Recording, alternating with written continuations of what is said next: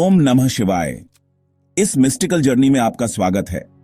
एक ऐसी जगह जहां स्पिरिचुअलिटी और पुरानी समझ परफेक्ट हार्मनी में एक साथ आती है। आज मैं आपको भगवान शिव के 12 ज्योतिर्लिंगों के एनिग्मेटिक ओरिजिन और इनक्रेडिबल पावर के बारे में बताने वाला हूं। आइए नॉलेज के लैंप को जलाएं और इस डिवाइन वॉयस पर निकलें। सबसे पहले, ज्योतिर्लिंग क्या होता है?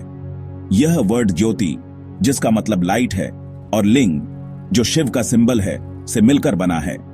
ये वो जगहें हैं जहां शिव खुद डिवाइन लाइट के एक कॉलम के रूप में प्रकट हुए थे। शिव पुराण के हिसाब से एक बार ब्रह्मा और विष्णु के बीच इस बात पर बहस हो गई कि कौन सुप्रीम है। शिव उनके बीच एक एंडलेस पिलर ऑन फ्लाइट के रूप में प्रकट हुए और उन्हें उसकी लिमिट्स खोजने की चुनौती दी। विष्णु ने विनम्रता से हार मान ली, लेकिन ब्रह्मा ने अपनी खोज के बारे में झूठ बोला।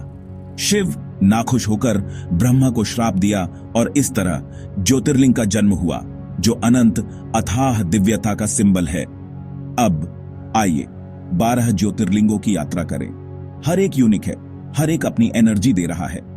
नंबर 1, गुजरात में सोमनाथ। यह पहला ज्योतिर्लिंग है जहां चंद्रदेव ने अपनी चमक खोने के बाद खुद शिव की पूजा की थी। अटैक करने वालों द्वारा 17 बार नष्ट किए जाने के बावजूद सोमनाथ बार बार उठ खड़ा होता है। यह रेजिलियंस का एक सच्चा सिंबल है। दूसरा, आंध्र प्रदेश के श्रीशैलम में मल्लिकार्जुन, जो कृष्णा नदी के किनारे एक पहाड़ पर बसा हुआ है। यहां शिव और पार्वती की एक साथ पूजा की जाती है। इसे साउथ का कैलाश भी कहा जाता है। तीसरा, मध्य प्रदेश के उज्जैन में महाकालेश्वर। यह अकेला साउथ फेसिंग ज्योतिर्लिंग है। यहां भस्म आरती की रस्म पवित्र राख का उपयोग करके की जाती है, जो शिव के महाकाल, टाइम और डेथ के विनर के रूप में उनके भयंकर रूप का सम्मान करती है। नंबर 4, ओंकारेश्वर, नर्मदा नदी के एक आइलैंड पर। यहां की पहाड़ियां पवित्र सिंबल ओम का आकार बनाती हैं। कहा जाता है कि राजा मांधाता की गहन तपस्या के बाद भगवान शिव यहां प्रकट हुए थे। पांचवां, हिमालय में केदारनाथ मंदाकिनी नदी के पास 4 धाम यात्रा का एक हिस्सा। यह मंदिर बर्फ से ढकी चोटियों के बीच ऊंचा खड़ा है। साल में केवल 6 महीने खुलता है, जहां पांडवों ने खुद शिव का आशीर्वाद मांगा था। छठा, पुणे के पास सह्याद्री पहाड़ियों में भीमाशंकर। यहां शिव ने भीम राक्षस को हराया और भूमि को आशीर्वाद दिया, जहां से भीमा नदी निकलती है। सातवां, वाराणसी में काशी विश्वनाथ लिबरेशन का शहर। शिव ने कहा, काशी मेरा घर है, यहां मरने से मोक्ष मिलता है। हर साधक का सपना होता है कि वह इस पवित्र शहर में कम से कम एक बार जाए। आठवां, नासिक, महाराष्ट्र के पास त्र्यंबकेश्वर। यह लिंग यूनिक है। इसमें ब्रह्मा, विष्णु और शिव के सिंबल हैं। पवित्र गोदावरी नदी भी यहीं से निकलती है, जो अपने रास्ते में सभी को शुद्ध करती है। नवां, देवघर, झारखंड में बैद्यनाथ।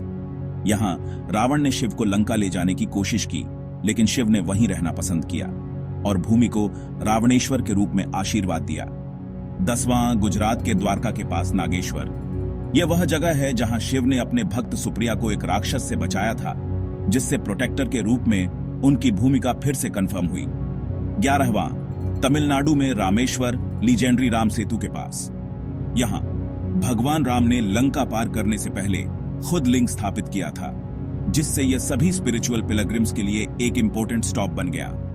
12वां, एलोरा, महाराष्ट्र के पास कृष्णेश्वर। फाइनल ज्योतिर्लिंग, जो घुष्मा की भक्ति से उत्पन्न हुआ था, जो एक दृढ़ भक्त थी। ये 12 इतने स्पेशल क्यों हैं?